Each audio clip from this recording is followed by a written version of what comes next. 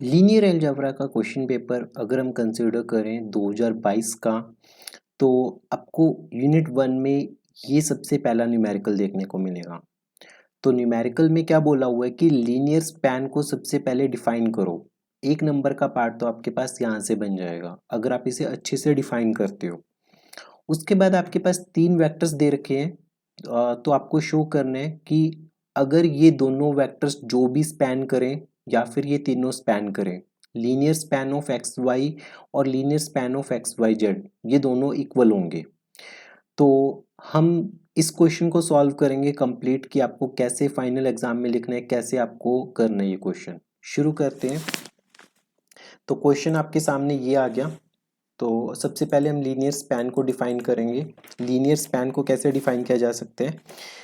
सबसे पहले लिखो डेफिनेशन में कि डेफिनेशन ऑफ लीनियर स्पैन, ये आपको प्रॉपरली लिखना है ऐसे, ठीक है। फिर हाई अंडरलाइन करो, फिर वी एक वेक्टर स्पेस है over a field F, over a field F. हमेशा जो वेक्टर स्पेस होता है वो किसी ना किसी फील्ड के ऊपर ही होता है, क्योंकि जितने भी कांस्टेंट आ रहे होते हैं वो किसी फील्ड से आ रहे होते हैं, तो ये चीज मेंशन करना जरूरी हो जाता है। उसके बाद आपने क्या लिखना है कि S कोई सबसेट है वेक्टर स्पेस का, S be a subset of vector space, subset of V। तो आप लिखोगे S is subset of V। तो लीनियर स्पैन ऑफ S का मतलब क्या हो जाएगा? मतलब जितने भी S में वेक्टर्स है उनका लीनियर कॉम्बिनेशन क्या बन जाएगा? वो लीनियर स्पैन बन जाएगा। तो जैसे मान लेते हैं कि alpha 1 x1 plus up to alpha k x k, alpha k x k. यहाँ पे अल्फा इज जितने भी स्केलर है वो इसी फील्ड से आ रहे हैं, ठीक है, इसलिए हमें यहाँ पे फील्ड को बताना जरूरी होता है।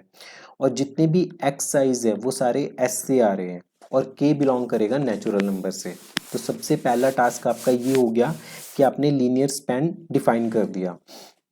आप इसे ऐसे लिख सकते हो कि it is the set of, it is the set of all the linear combination of all linear combinations, linear combination of any finite number, of any finite number of elements of S।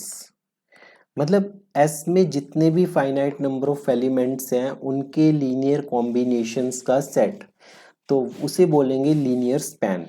अब आपको दो तीन vectors दे रखे थे x y और Z, तो आपको show करना है कि linear span of x y z के इक्वल होगा। तो सबसे पहले हम क्या करते हैं, इसको प्रूफ करने के दो तीन तरीके हैं। जैसे एक वेक्टर आपको दे दिया 1 2 1, एक एक्स वेक्टर है वो है 1 2 1, जो वाई वेक्टर है वो है 3 1 5, ठीक है, जेड वेक्टर है 3 -4 और 7। क्या करो कि जो रो एक्लोन फॉर्म है, जैसे मान लो कि एक्स और वाई की रो एक्लोन फॉर्म बना लो 1 2 1 3 1 5, और इसकी रो एक्लोन फॉर्म देखो तो 1 2 1 3 1 5 3 -4 7। मैंने एक्स वाई कंसिडर कर लिया, एक्स वाई जेड कंसिडर कर लिया, इनकी रो एक्लोन फॉर्म बनाते हैं।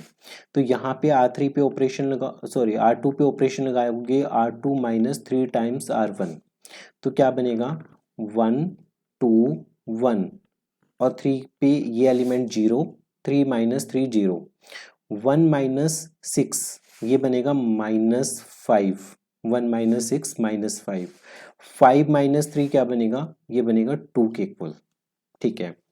अब इस वाली साइड चलते हैं, इस वाली साइड भी हम ऑपरेशन लगाते हैं।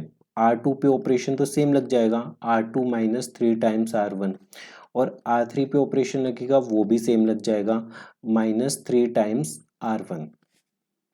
1 2 1 एज इट इज रहा, फिर 0 -5 और 2, फिर R3 पे ऑपरेशन लगाना है, R3 -3 टाइम्स R1, तो ये बनेगा 0, फिर -4 और -6 ये बनेगा -10, फिर बनेगा आपके पास 7 -3, तो ये बनेगा 7 -3 = 4। तो अब फिर से जो डायगनल के नीचे वाला एलिमेंट है ये डायगनल है, इसके नीचे वाला एलिमेंट -10 है, इसे 0 करना है, तो R3 पे ऑपरेशन लगा दिया, R3 माइनस 2 टाइम्स R2, तो ये क्या बनेगा, ये बनेगा 100, 2 माइनस 5 0 1 2 0। अब ध्यान से देखो कि इन दोनों की रो एक्लोन फॉर्म सेम आ गई, ठीक है। तो आगे आप लिख सकते हो बिकॉज की रो एक्लोन फॉर्म किसकी, एक तो आगे आपके पास लीनियर स्पैन ऑफ एक्स और वाई की, और एक आपके पास एक्स वाई और जेड की, इन दोनों की जो रो एक्लोन फॉर्म है वो सेम है, ये इक्वल है, देयरफॉर तो लीनियर स्पैन इन दोनों का इक्वल होगा, because row echelon form is same, ये सेम है दोनों मैट्रिसेस के लिए, दोनों वेक्टर सेट्स के लिए। इस सेट का जो रो एक्लोन फॉर्म है और इस सेट की जो रो एक्लोन फॉर्म है वो दोनों आपके पास सेम आ गई, तो इस वजह से आप लिख दोगे कि इस जो जो सेट इसे स्पैन करेगा वही सेट सेम चीज को स्पैन करेगा। स्पैन का मतलब होता है बुनाई करना, बुनना, कि वो वेक्टर्स को बुनेगा, ठीक है। ये था आपके पास एक 3 नंबर का छोटा सा इजी एग्जाम्पल, इसमें कोई भी गलती नहीं करनी, बुक में जो प्रूफ दिया हुआ है वो थोड़ा डिफरेंट दिया हुआ है, सोल्यूशन जो दिया हुआ है, और ये सबसे इजी सोल्यूशन है जो मैंने आपको बताया है। होपफुली आपको ये वीडियो अच्छी लगी होगी, कमेंट बॉक्स में लिख के बताइए कि वीडियो कैसी थी। मिलते हैं अगली वीडियो में, तब तक पढ़ते रहिए, प्रैक्टिस करते रहिए।